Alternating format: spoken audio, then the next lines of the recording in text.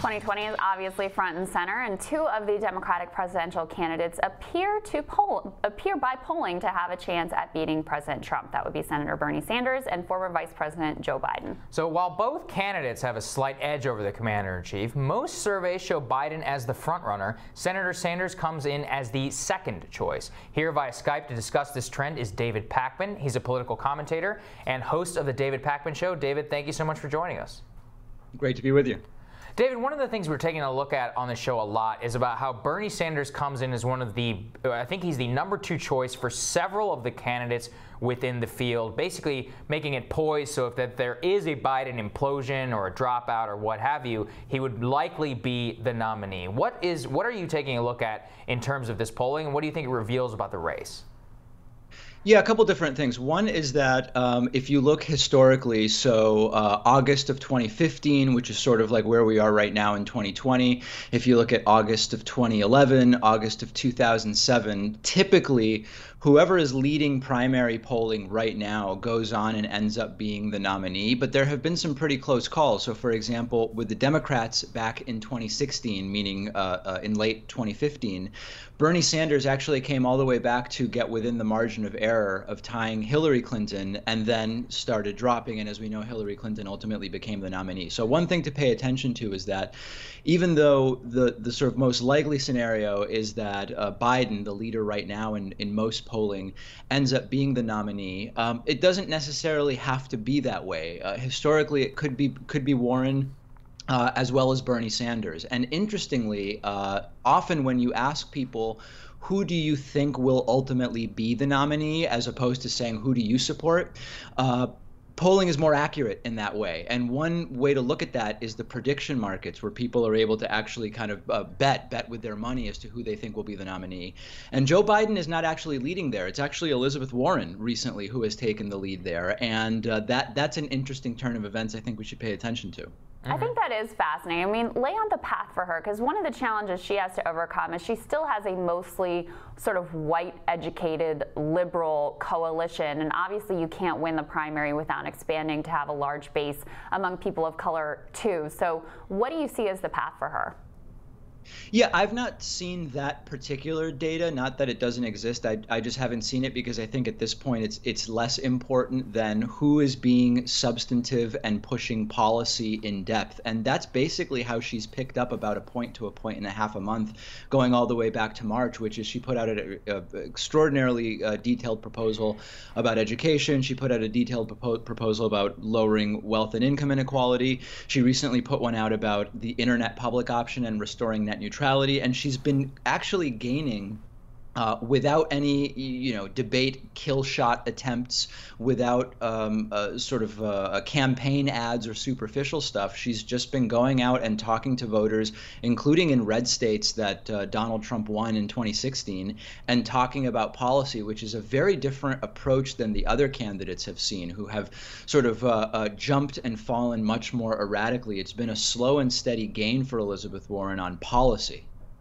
David, one of the things you're also known for is very good media analysis. I have noticed that Elizabeth Warren has generally received pretty favorable coverage in the mainstream media, but that Bernie Sanders certainly has had his own, his own quibbles with them. We have a latest story from the New York Times about why Bernie Sanders stood out at the Iowa State Fair. It claims that he didn't want to make personal contact with voters despite drawing some of the biggest crowds there. I mean, just yesterday, Bernie went after the Washington Post for covering some of the labor disputes within his campaign, claiming that they were doing so because they were owned by Amazon's CEO, Jeff Bezos, the world's richest man. What do you make of this media coverage and then the senator's response and how he's handling that?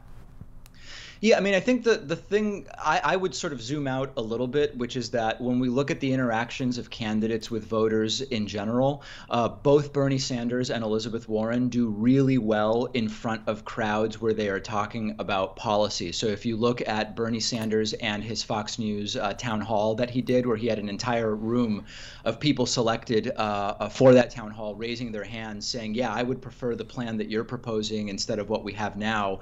The Fox News host didn't know what had hit them. It looked like they were in the Twilight Zone as that was going on. And they were like, we can't ever do this again. So he does really well when he actually gets to talk to people. Elizabeth Warren is going in to talk to crowds, as I said, in red states. So, I don't know exactly what happened at this fair. I've not been to too many of these fairs and don't really know what the dynamics are like.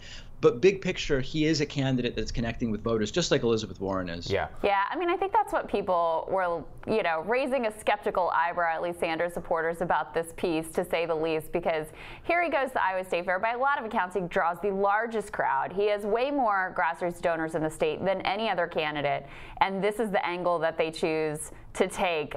Seemed a little strange. But I also wanted to get your thoughts on, there's a conversation happening right now around Joe Biden and his gaffes or slips of the tongue or whatever you want to call it, seem to be coming at a very frequent pace and are raising questions in people's minds about whether he, in fact, is the candidate to beat Donald Trump, if he is the most quote-unquote electable one. I mean, do you think that this sort of thing could ultimately hurt him, or do you think it's kind of baked into the Joe Biden cake?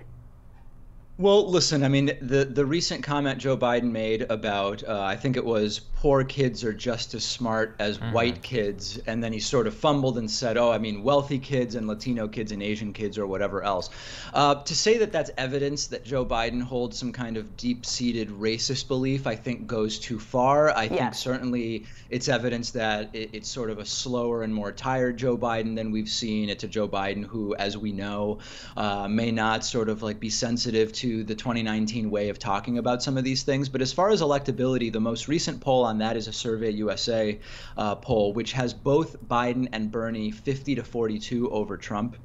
In a hypothetical national election. Now, that's only 92% of the vote. Obviously, those are not going to be the final numbers. There's 8% there that at some point is going to coalesce behind either the Democratic nominee, Trump, or some third party. I don't think that the Democratic nominee is going to win the popular vote by 8.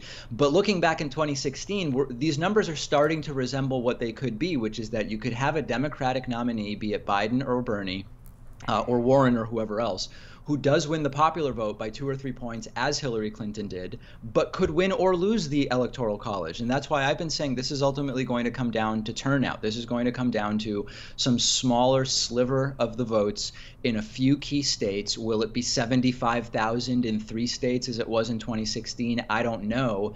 But we are likely going in the direction of a Democratic nominee winning the popular vote, but maybe not winning the Electoral College. David, I totally agree with you there. Everybody know that, behind closed doors, most people in the Trump campaign would admit the same thing. So the question I have for you is, which of the candidates right now, or which philosophy right now, is best poised to win the popular and Electoral College? Well, I think the mistake for Democrats would be to believe that playing to the middle is the way to capture centrist votes or even disaffected center-right Trump voters. I mean, that's what Democrats have always tried. By chance, it will sometimes work and it will often not. And I think it's abundantly clear that on the issues, Democrats do better when they are strong about economic inequality. This includes healthcare. This includes education. This includes taxation. I think it's also important not to get confused and start paying too much attention to non-voting issues or issues that are non-voting issues for the left, but will often affect right-wing voters. So gun control is one, healthcare for undocumented immigrants is another. I think that by and large, the progressive wing of the Democratic Party does have the right ideas. But if we allow, particularly as we've seen in the debates so far, the framing around a lot of these issues to play directly into the Republican framing, I think it's just self-destructive for Democrats, and that would also be a mistake. Yeah, that's definitely been the approach that the moderators have been taking. The candidates, in a lot of cases, have played right into it. Great to see you, David. Thank you so much. Thanks, David. Always a pleasure. Thank you. Next on Rising, airports are closed for a second day in Hong Kong as pro-democracy protests continue. And the trade war between China and the U.S. begins to show an impact on the global economy. Asia expert Gordon Chang unpacks these developments with us next.